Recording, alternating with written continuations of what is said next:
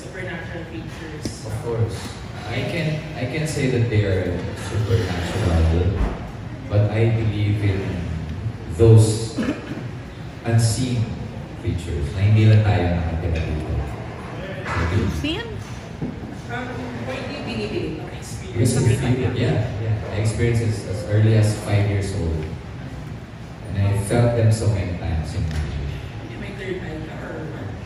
Naniniwala kasi ako na lahat tayo pinanak tayo bukas yung third eye natin. Sumasara lang siya eventually because of external factors. Kasi I have 2 kids. Parehas sila na tumatawat, humingiti na kung saan. So, may mga nakikita sila, just like our pets, they see and feel things that we don't. And I think sa panahon na to, sa age na to, it's now backed up by science. I think ang tawag dito metaphysical. Yeah.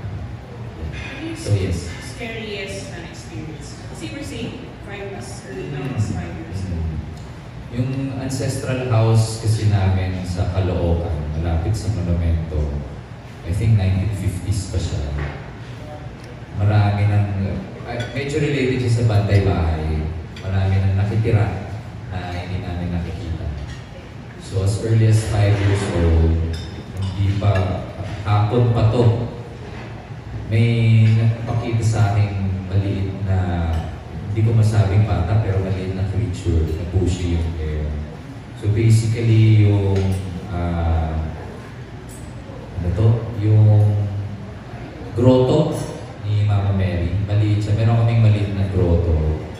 And I thought may sakit lang ako, pero it transformed into a little creature. And then it went on hanggang pagtanda namin, kahit yung mga kapatid ko, kung hindi sila makakarinig, duwende ba? Posible duwende. So it's either makakarinig or makakakita. Iba't ibang members ng family, even visitors of the house.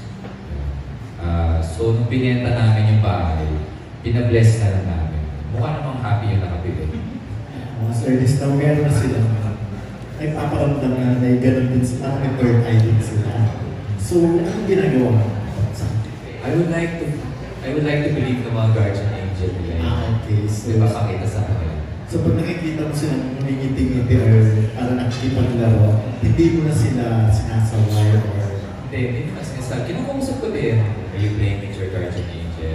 Mabait naman. Hindi naman nakakatakot.